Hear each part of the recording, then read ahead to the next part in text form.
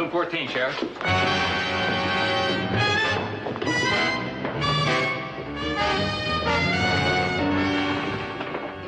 up! It's the law. Open up! Hey, what's a man have to do to get a little sleep around here?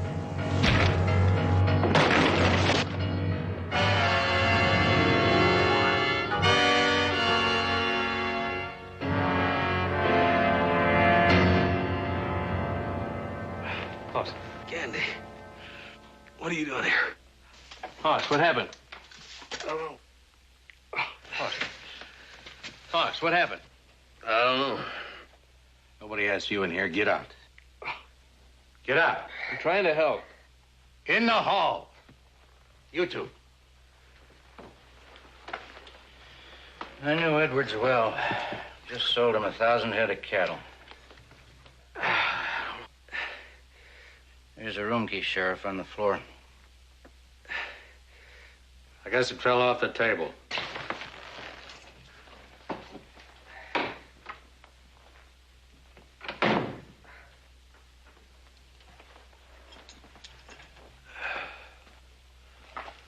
All right, mister. Why'd you do it? Do what? What's going on? I'll tell you what's going on. You're going to jail. You're going to stand trial for first-degree murder, and then you'll hang.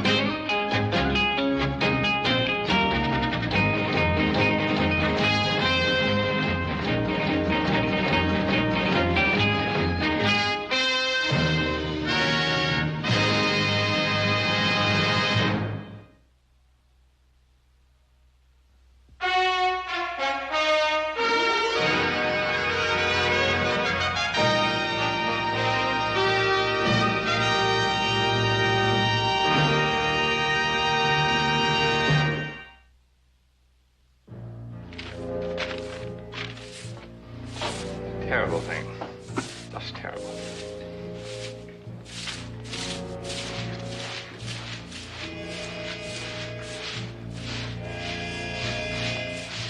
How long are we supposed to sit here? I didn't get but 2 hours sleep before that fight started. I'm going up to my room. Sheriff Purcell said that no one was to go upstairs until he said so. I wouldn't get him annoyed if I were you.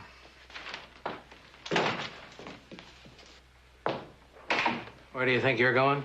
Upstairs to bed. Not till I say so. I've already told him that. Come on with me.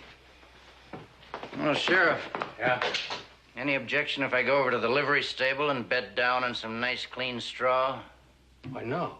Not if you can fight your way past my deputy outside.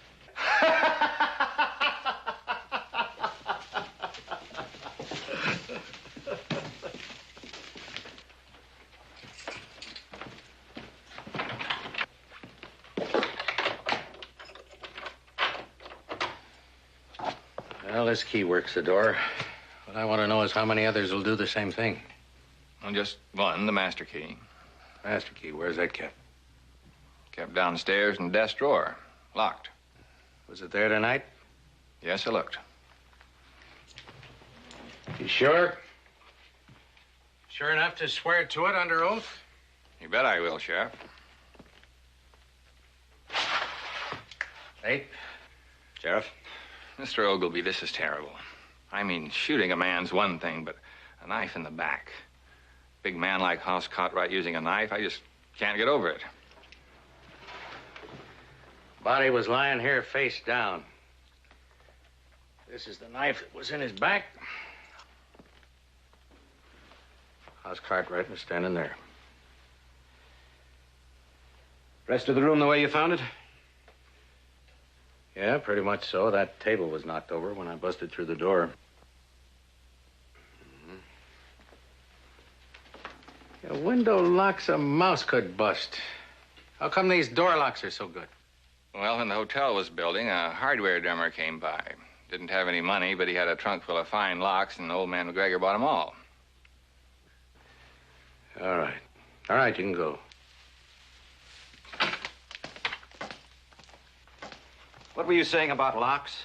Well, the room clerk said there's only 2 keys will open that door. The one I found here in the room, and when it was locked up downstairs.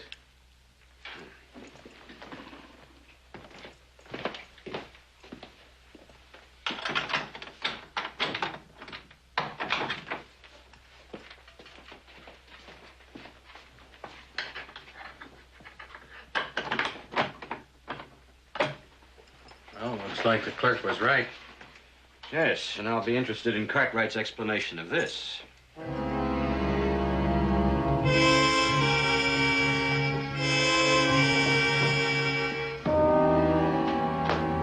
This is Mr. Ogilvy, gents, the county prosecutor. Ever see it before? Yeah, in Edward's back. What about you? It's Hoss Cartwright's. One just like it. Did Cartwright have a knife when you searched him at the jail? No, sir, he sure didn't. I've got all I need, Sheriff. When'll I see Hoss? Well, tomorrow, the next day, maybe. Whenever Mr. Ogilvy says you can.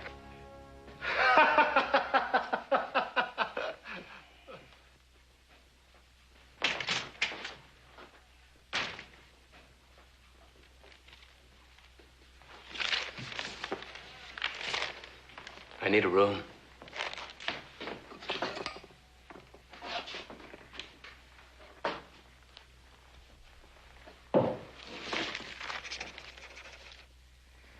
Court finds the evidence presented by the prosecutor more than sufficient to substantiate the charge. The defendant, Hoss Cartwright, is hereby bound over. The court directs Sheriff Purcell to produce said defendant in this courtroom 3 days from today to stand trial on the charge of murder in the first degree. Court's adjourned.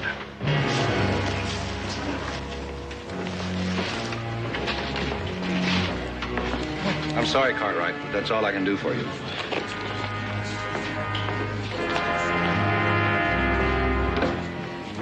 Hoss, there's only a hearing. It doesn't mean a thing. Nobody talks to the defendant except his lawyer and his kin. I was only... I told you that before. Prosecutor Ogilvy's ruling, it applies to the courtroom as well as the jail.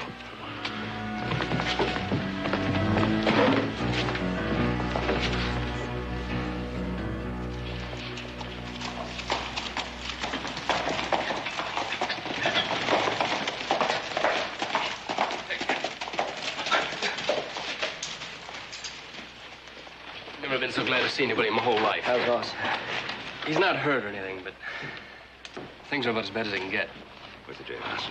This way. Have you seen him? The sheriff wouldn't let me in. He won't let anybody in except his family and that lawyer. What lawyer? Court appointed. He quit. What? It's good riddance. He didn't spend more than 3 minutes in the jail with Hoss. The hearing, he didn't open his mouth. I tried to get him another one. There's not a lawyer in this town who wants anything to do with the case.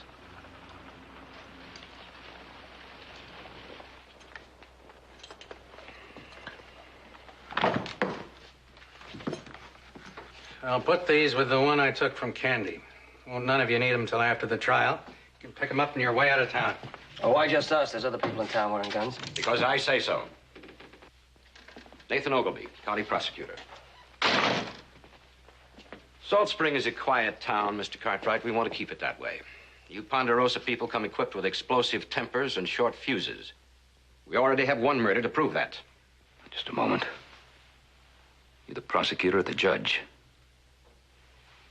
As a father, Mr. Cartwright, I sympathize with you. As a prosecutor, I must tell you your son stands accused of a most heinous crime. And I'm sworn to see that he pays the full price the law exacts for that crime. I want to see my son. Of course. Take them in, Sheriff.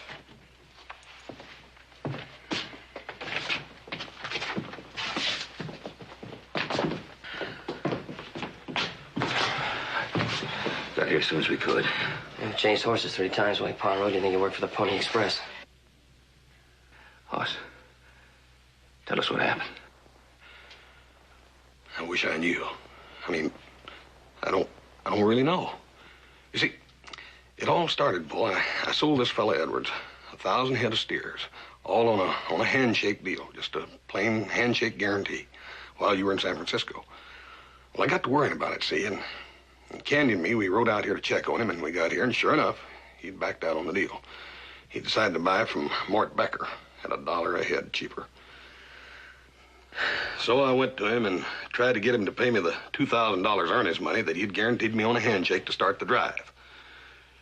He wouldn't do it. He tried to throw me out of his room, and we got into a scuffle. And sometime during the scuffle, he or somebody hit me over the head, and I don't remember what happened after that. God blame it, I just don't know.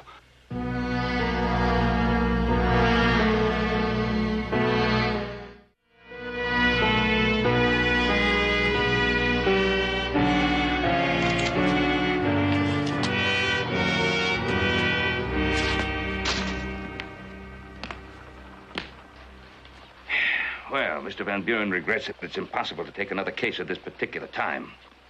Doing about as good as you did. 3 tries and 3 turndowns. I didn't get the pretty speech. Just plain no. Candy, did you say there were 4 lawyers in Salt Spring? Oh, more like 3 and a drunk named Barney Sturgis. Burgess. Wait a minute now. There was a great trial lawyer in Sacramento some years ago by that name. I wonder if it's the same one. Where's his office? Around the corner, up the stairs.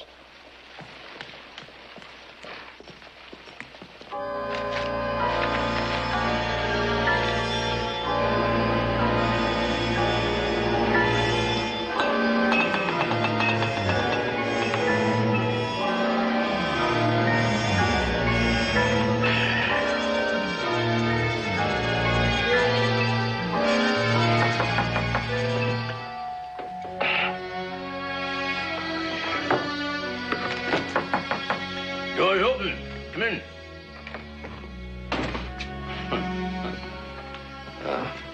Mr. Sturgis? Yeah? My name is Ben Cartwright. How do you do? My son, Joseph. How do you do? Sturgis. And, this is, Yeah, I've been seeing you around on the street. How do you do? Sorry this place is so cluttered. I'm not much of a housekeeper. Yeah, there you are. Oh. Yeah. Hello. A little friend of mine. Good soldier. I was with him when he died. Come on, let's get out of here. Sit down. Come on, sit down. You're Ben Cartwright. Your son Haas is in jail. He's in big trouble. Mr. Sturgis, my son is charged with murder. Now, there's no doubt... Wait a minute. I'm going to show this young man I'm not as far gone as he thinks. I value my privacy. And I sit in saloons alone. But I listen. I hear what's going on. You're trying to hire a lawyer. But they're all too busy. The truth is, nobody wants to buck Nate Ogilvy. It ain't smart. Not if you want to make a living in the law business in this town. Is that how you feel about it? Oh, it doesn't make any difference how I feel. I'm not fool enough to think I could defend a murder charge. And sure, you're not fool enough to want to hire me. But even if you had a good lawyer, it wouldn't help much. What you need is a miracle. A miracle or not, my brother didn't do it. Your opinion. Unfortunately, the good people of Salt Springs have already tried and convicted him. Mr. Sturgis, we need legal help. And you're the only man available. Now, at least you could get a postponement. Won't do you any good. Well, even a clerk could get a postponement. All right, find a clerk. Leave me alone. You used to have a reputation as a fighter. I remember you in a murder case. Any case would be a challenge. Before this, now nobody would trust me to witness a signature, let alone go into a court. And I like it that way. Mr. Sturgis, my son needs your help. And you're going to have to help him. I could never make it. No, go away. Leave me alone. You'll make it. We'll see to it that you make it. We'll walk you around until you're stone sober, and you'll walk into that courtroom and you'll get that postponement. You don't know what you're asking. Yes, I do. There's got to be a shred of guts left in you.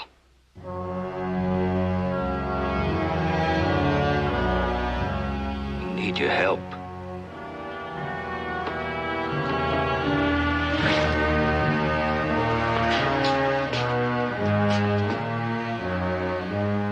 All right. I'll try.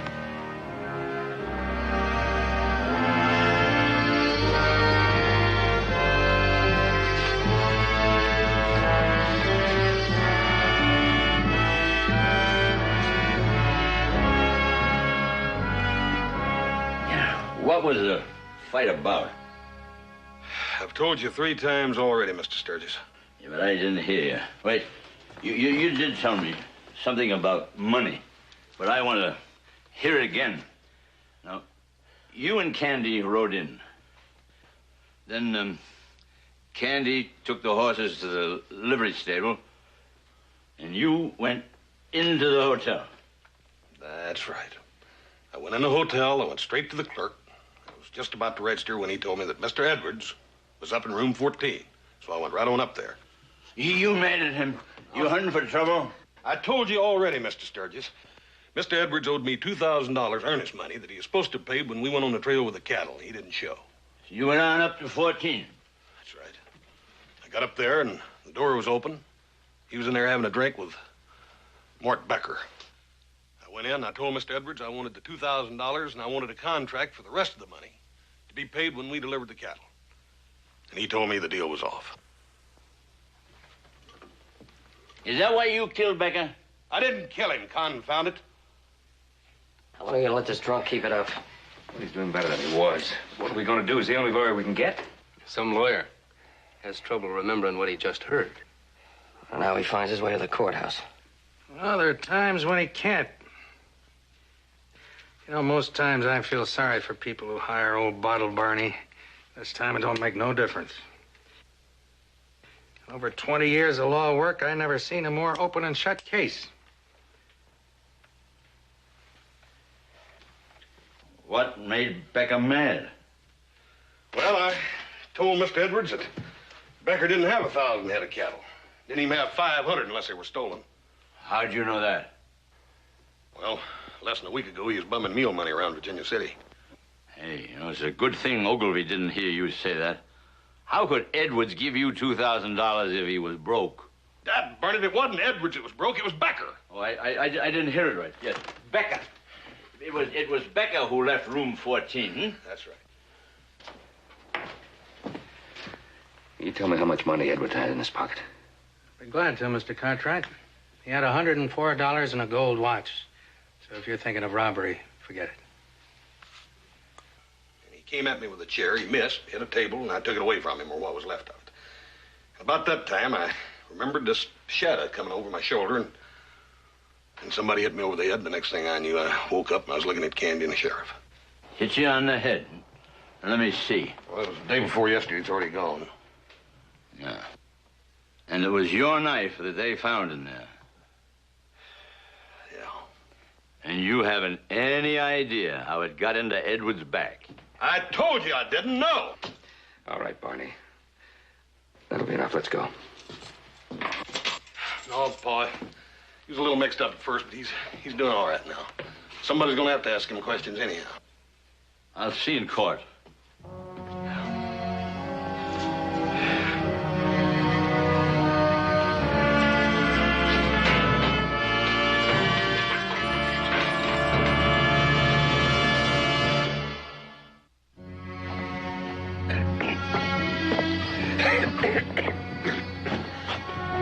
You all right?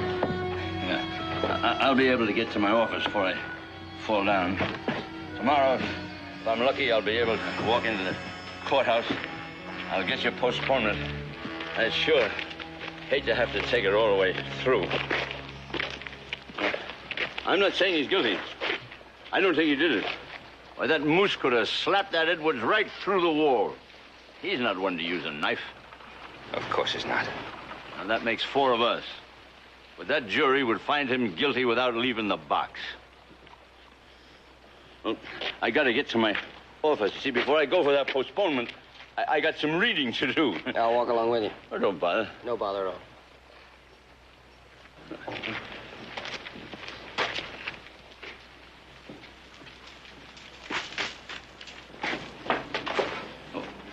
There's nothing up there but a lot of old law books and dust.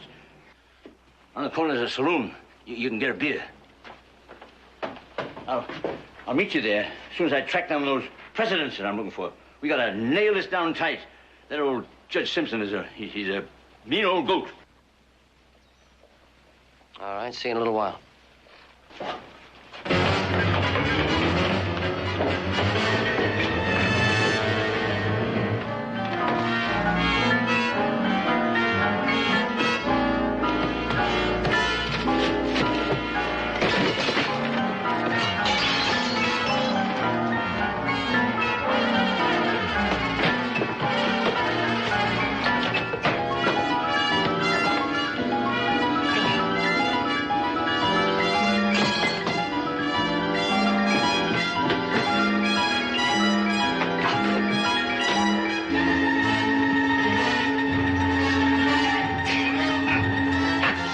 Put it down. I said, put it down! I just want a little nip to nail me back together again. Oh, you're gonna drink. You're gonna drink, all right, black coffee. I'm gonna fill you full of it while you do that bookwork. And then after that, we're gonna walk again. I've done all the walking I'm gonna do. No, you're gonna walk. And we're gonna go to the hotel so we can keep an eye on you, because when you walk in that courtroom tomorrow, you're gonna be the soberest man in Salt Springs. Why don't you go away and leave me alone? I don't want this job. Look, we don't want you either, but we're stuck with you.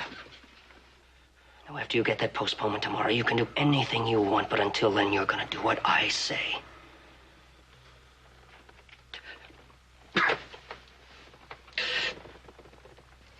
I don't like delays, Mr. Sturgis. We've never had to call in outside help to solve our legal problems before. And since the defendant has a lawyer, I see no reason to start now. Motion to postpone denied. If the court please, we haven't had time to prepare an adequate defense. I'll give you time. It's 10 o'clock now. This court is in recess until 1 p.m.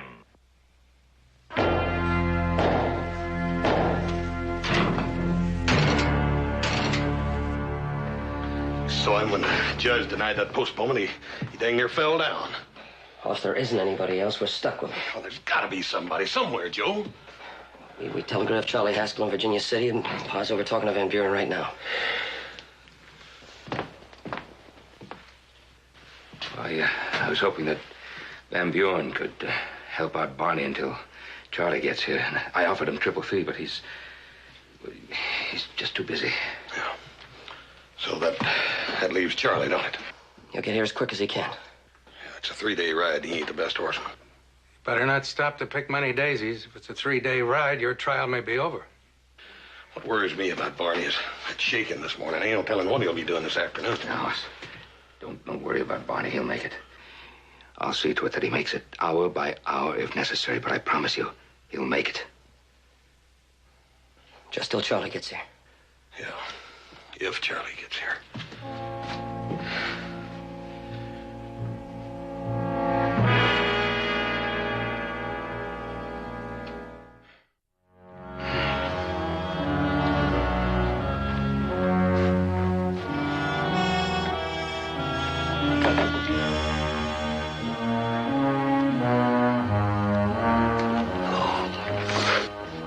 I need a drink bad. Coffee only. Keep trying. You're doing fine.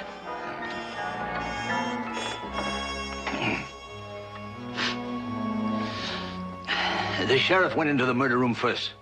Then you, then Becca. That's right. What was Haas doing when the sheriff broke through the door? He was hanging on the end of the bed. And he asked me what was going on. Did he say anything about being slugged over the head from behind? No, but he looked dazed. Like a man just waking up. He was out on his feet cold for 3 or 4 minutes or lying on the floor. That's why he couldn't remember. Yeah, but you can't prove it. Bruises gone, Eyes clear as a summer day. Look, I don't know about you, but there are three of us who know that there was another man in that room. The one who slugged Hoss and killed Edwards. Yeah, I'm trying to believe that. But I keep asking myself who and why and mostly how. It takes a key to work that lock. And the key was inside with Haas and the corpse. Ogilvy's sitting there waiting for us. Any mention of a blow on the head of another man, we would get laughed out of court. Courthouse bell. Court will convene in 5 minutes.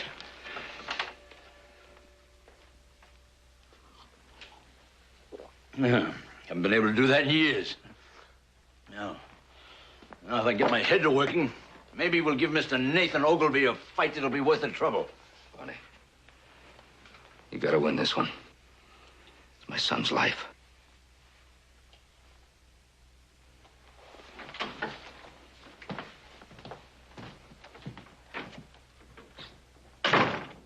Sheriff, will you describe to the court what you first saw when you stepped into room 14? Well, the room was a mess. It'd been all broken up. There was a body lying there beside the bed. And who was that? It was Mr. Edwards. Been stabbed. The knife was still in his back. Where was the defendant? Oh, he was standing at the foot of the bed, about 4 feet from the body.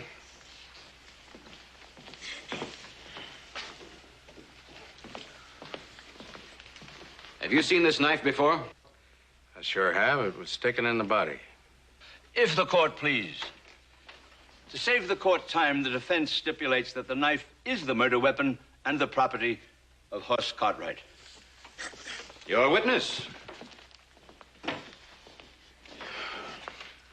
You say Hoss Cartwright was standing at the foot of the bed. Where were his hands? The end of his arms, where they are now.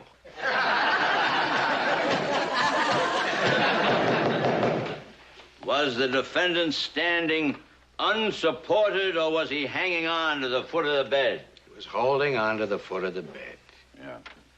Were there any marks or bruises on him? Not that I see. A man is in a terrible fight that we've been hearing about, and yet there are no cuts or bruises. Isn't that remarkable, Sheriff? Well, maybe his knuckles were swole up a little bit. He's a big man. Big hands like that, it's hard to tell. Did you examine the defendant for cuts or bruises? I sure did, in jail, in the same cell I usually put you when you're too drunk to get home. That's enough, Mr. Purcell. You'll testify properly, or you'll be occupying that cell for 60 days yourself for contempt. This is not a saloon or a theater. It's a court of law.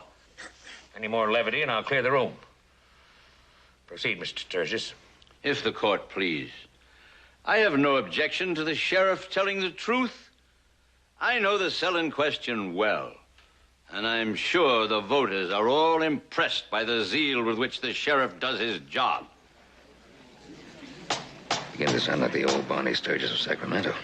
When you examined the defendant, what did you find? Not a mark, not a scratch. Will any key other than these two unlock the door of room 14? No, sir. Is a key necessary to lock the door from the inside? Yes, it is, from either side. This one was found inside the room. Where was this one? Well, that one was locked in the drawer of the desk in the lobby. Nobody was near that desk but me. I was downstairs all the time the fight was going on.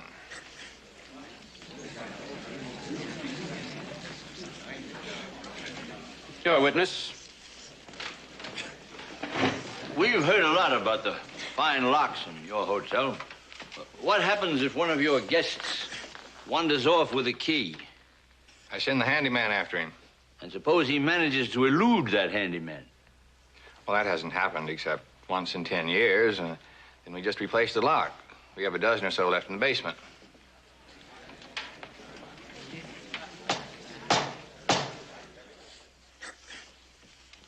You heard Mr. Edwards shout, "Cartwright, no!" How would you describe that shout? Scared. Made chills run up my spine. That's why I got up and dressed. Thank you. Mr. Sturgis, your witness. Remember, I told you about this fella. Just a few days ago, he was in Virginia City bumming mules, and he's a thief. Thanks. That may be the very club I need.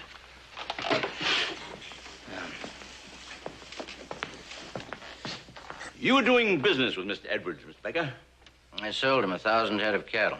So that when he was killed, you lost not only a friend, but the sale of a herd. That's right. How many head of cattle do you own, Mr. Becker? Well, I sold 1,000 head. I didn't ask you how many you sold. How many cattle do you own? How many steers wear your brand? I don't have a ranch. I'm a dealer. I buy and sell. We know what you sold. Where do you buy? Small ranches where I can make a profitable deal. Small ranches. Would you name a few? Spread up Cold Creek. Brand slips my mind. Another one over... You don't remember, huh? Is that because you deal in stolen cattle, Mr. Becker? Or because you were here to promote some earnest money for a fast trip to another state? Your Honor, I object. The witness is not on trial here. The defendant is. Order. Silence in the court.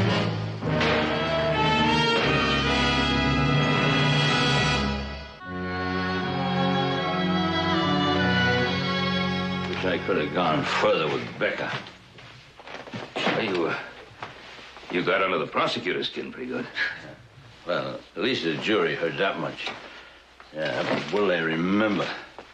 That's the question. I'm missing something. Keeps nibbling at the back of my mind and then sliding away.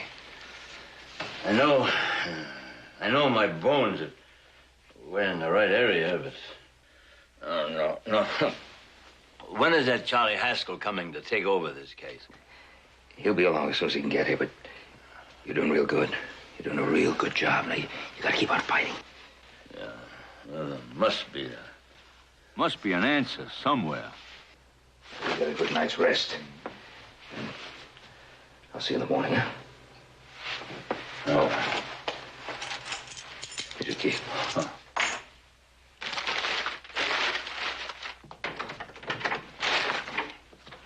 Good night, Barney.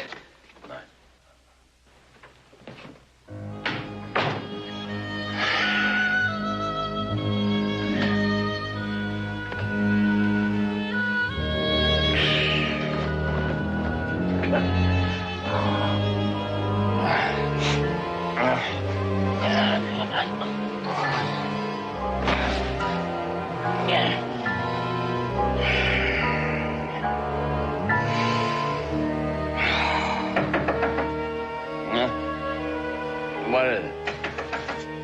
Who is it?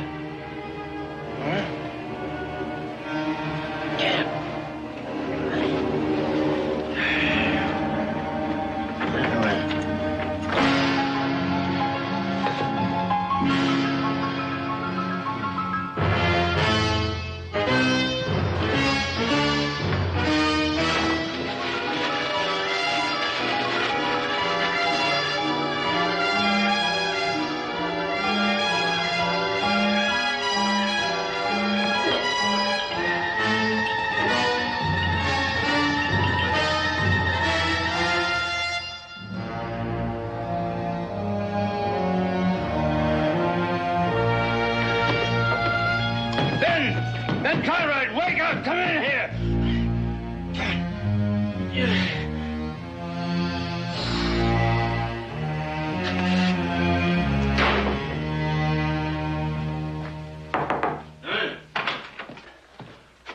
Were you knocking on the wall? I thought I heard you calling. Yes, I was knocking. Look, present from an unknown admirer.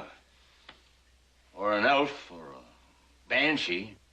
There's a knock on the door. Nobody there. Just that bottle at the foot of the door. The rest of it's in that glass there. Got sloshed out when I pounded on the wall for you. Now, if you're not going to put that out of my sight, at least put it where I can't reach it. Or they want to start grabbing for it. You know, somebody wants me drunk. Falling down drunk. Try to make a jackass out of myself tomorrow in court. And that somebody's beginning to sweat.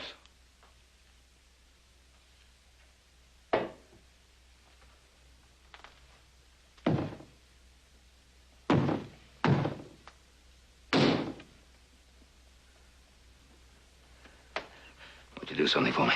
Well, might as well. I'm on your payroll. Go down to the lobby. And stay there for count 50. Then come back. Yeah. No, you won't have time. I want you to go right now. No, never mind the boots. Just go. Quickly. Okay.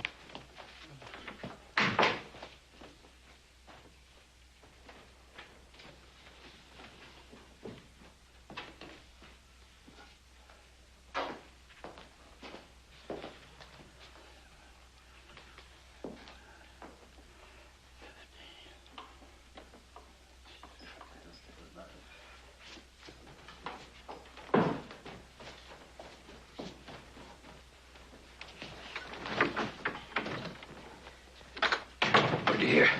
Nothing. You were down the lobby. No. Nothing. Just the people in the lobby. You didn't hear me shouting? No. While you were down the lobby, I was shouting. Here. Cartwright, no. Cartwright, no. You didn't hear that. Not a word. What does that mean to you?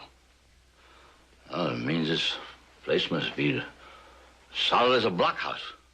And it also means that it couldn't have been Edwards who shouted Cartwright, no. Because whoever did that shouting couldn't have been inside room 14. They'd never have heard him. He had to be out in the hall and then disappear. That's right. And Mr. Becker's room is just down the hall, isn't it? Yes, sir.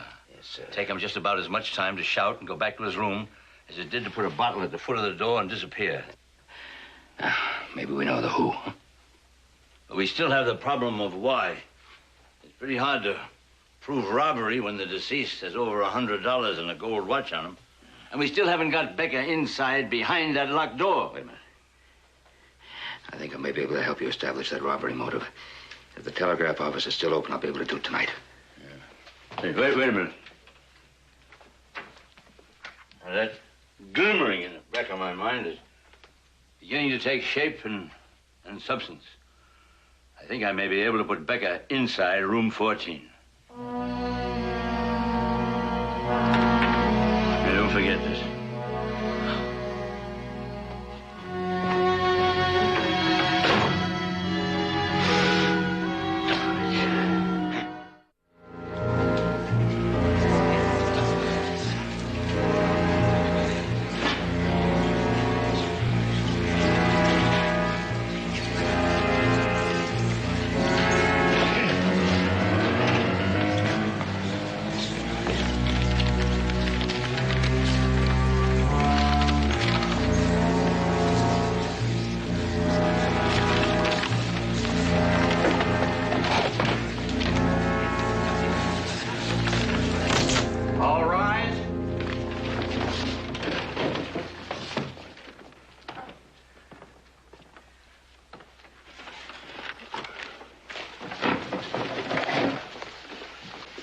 Court's in session. Mr. Ogilvy. Your Honor, I have other witnesses I could call. However, I feel strongly that the evidence already heard proves beyond any shadow of a doubt that the defendant, Hoss Cartwright, did knife and kill Warren Edwards. The prosecution rests. Mr. Sturgis, you may proceed with the defense.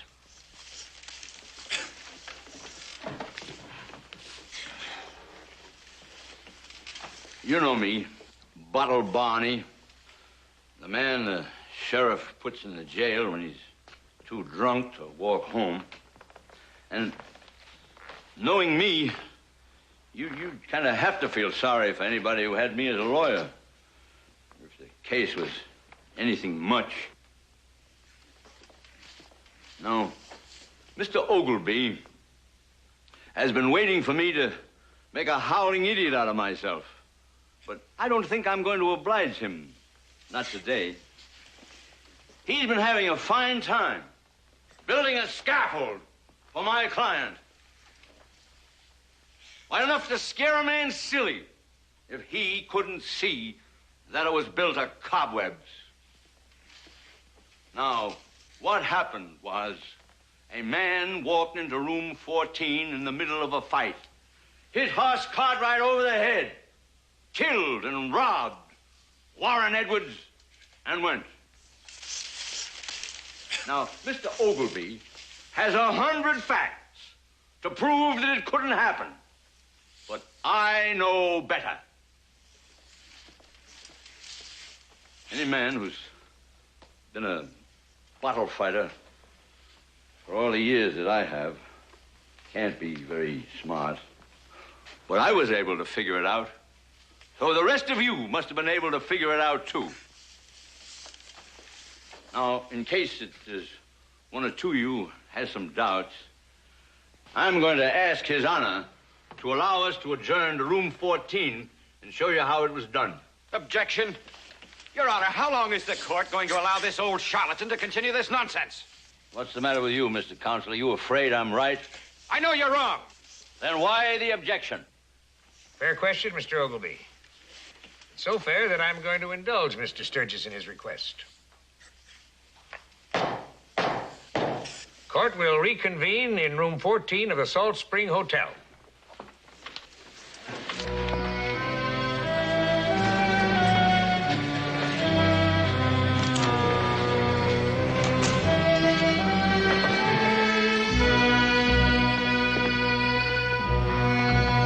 Your Honor, if you will come over here, and Mr. Ogilvy, right here. Yeah, that's comfortable? Fine. Mr. Becker, you were the first one in, so will you come in here, please? We need a corpse, and you're just about the right size, and you know how the body was, so if you would lie down on the floor there, as the body was, it'd be very helpful.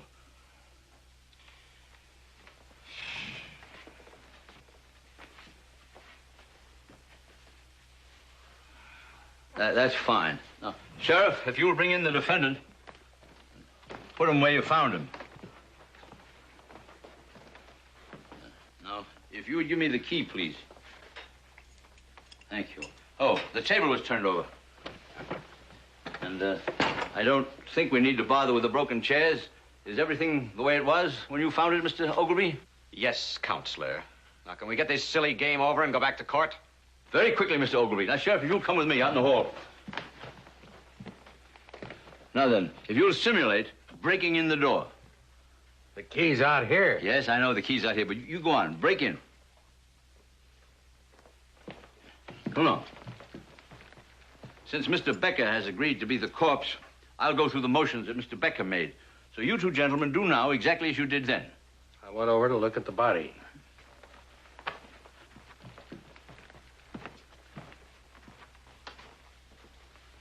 Becker, straighten up the table.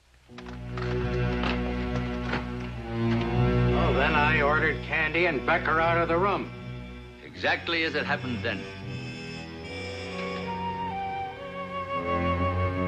How did Becker say it? There's the room key, Sheriff, on the floor.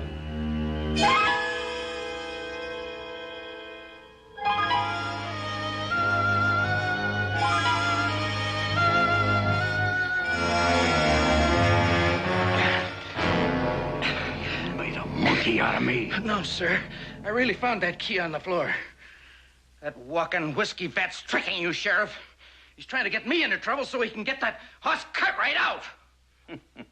Your Honor, I have a telegraph here addressed to Ben Cartwright from Edwards' partner. It was delivered before court opened this morning. As you see, it states that Mr. Edwards was carrying $10,000 in cash. Now, since Mr. Edwards never paid Mr. Becker for that hypothetical 1,000 head of cattle, that money should still have been in Mr. Edwards' possession, along with that $104 in gold watch, but it was not. So if the money is not on Mr. Becker, I recommend that you search his room and baggage.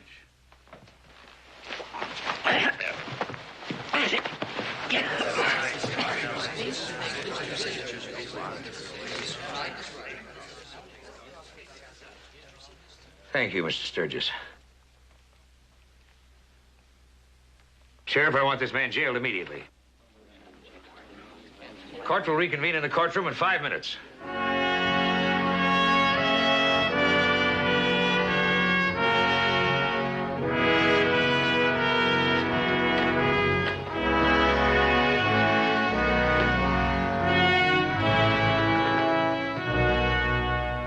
Mr. Cartwright, all charges against you are herewith dismissed. And the court tenders an apology for the people and the prosecution. Thank you, Your Honor. Mr. Sturgis, it appears I misjudged you. If you can learn some courtroom manners, you just might turn out to be a fine trial lawyer. Court's adjourned.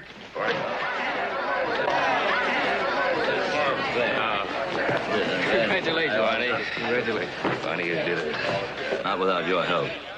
I'm afraid your attorney Haskell from Virginia City is going to have a long ride for nothing. Well, I'll guarantee you he won't mind a bit, Barney. Don't you worry about Haskell now. He's going to be awfully happy to find out how you made out. Mr. Sturgis, I'd like to buy you the biggest drink in town. Oh, that'll be fine. But you better make it black coffee. I've developed a taste for it. I'll take a drink. Okay.